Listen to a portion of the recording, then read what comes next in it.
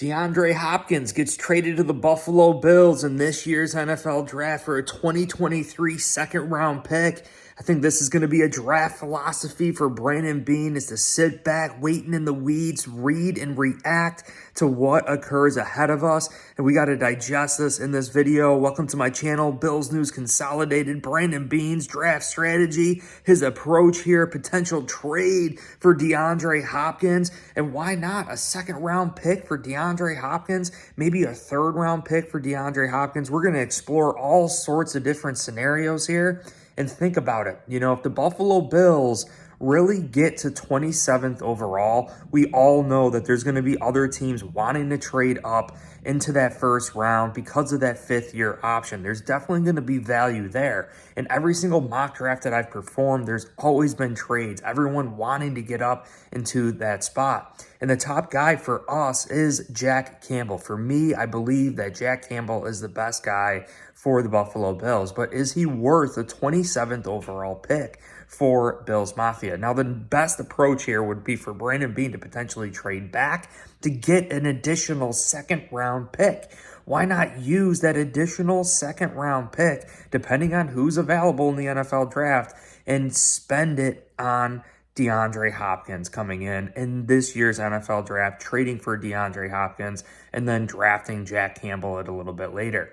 Now, the other approach would be to just stay at 27th overall, draft Jack Campbell, linebacker, 27th overall, and still spend our second-round pick, whether it's 2023 this year or potentially even next year's second-round pick on DeAndre Hopkins. That's what they're saying that it's going to take, is a second-round pick. Now, when you think about it here, is DeAndre Hopkins worth that second-round pick? When you think about what the Buffalo Bills will probably have to give up in addition to the second-round pick, I'm assuming that we're probably going to have to give up a second and a fifth, a second and a sixth, some additional picks.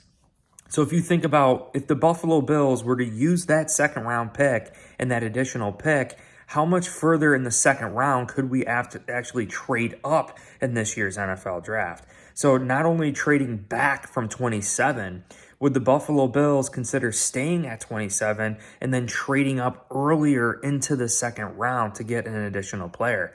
And I really think the 1-2 punch, sitting in the weeds approach here might be wise to maybe draft best player available at 27, and it could be a wide receiver. What happens if Jackson Smith-Njigba is available at 27 for the Buffalo Bills? What happens if Jordan Addison is there? What happens if Zay Flowers is there? You know, when we get into that second round and we're looking at a guy like Nathaniel Tank Dell, who shredded Sauce Gardner, last year's rookie defensive MVP, I really think he went for 152 yards versus Sauce Gardner and a touchdown in college. You know, is he worth a second-round pick? Is that too rich for a 5'6", 170-pound wide receiver in the second round? You know, I don't know if that is worth it. You know, maybe Tank Dell is completely drafted and he's gone. So I think we have to read and react. If the top 4 wide receivers are gone in this year's NFL draft, it might be wise to bring in DeAndre Hopkins, who does still have 2 years left on his contract, who wants to come to Buffalo. Stephon Diggs sending them friendly emojis on Twitter. You know, it just makes so much sense. Plus, Hopkins saying that he's willing to rework his contract. Guys, I don't want to make this whole video about DeAndre Hopkins, but this is all about reading and reacting to what's going to occur in this year's NFL draft. Think about what it's going to happen when we got Diggs and Hopkins and Gabe Davis, Sherfield, Deontay Hardy, Khalil Shakir, right? All these dudes, I really think it would make a lot of sense, but we have to read and react to the other receivers that are there. So what other players am I really interested in here and thinking that the Bills could draft? And I love Darnell Washington, 6'7", absolutely huge, 270 pounds.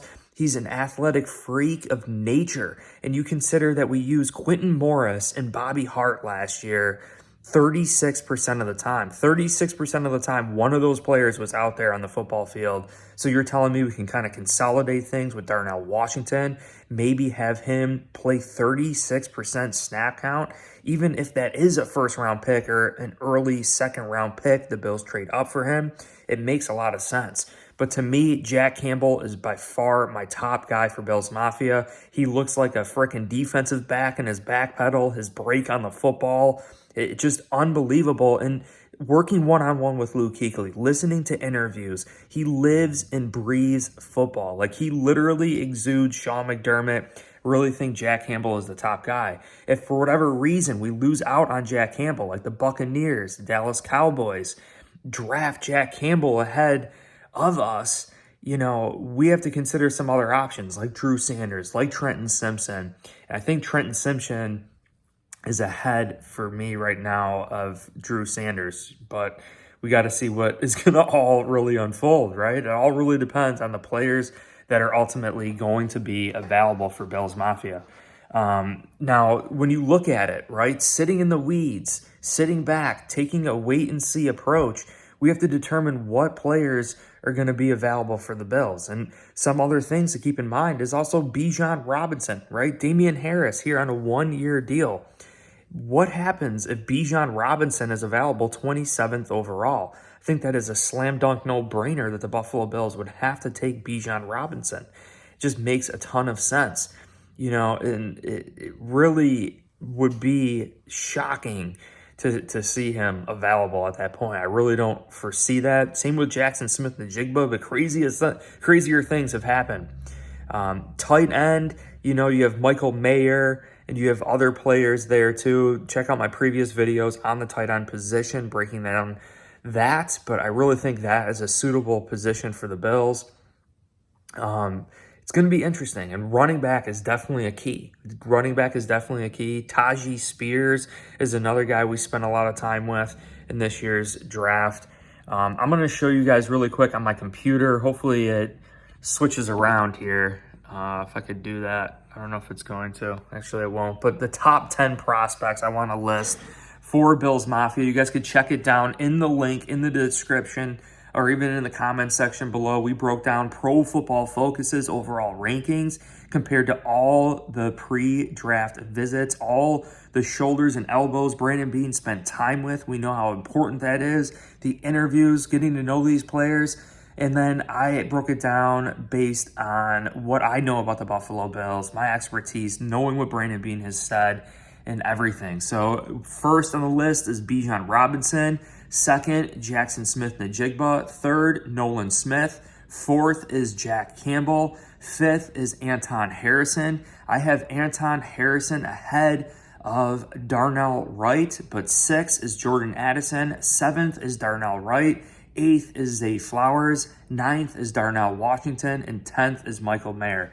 That is the top 10 prospects. I really think one of those guys will be the first round pick. And maybe we get two of them in the first 2 rounds of this year's NFL draft.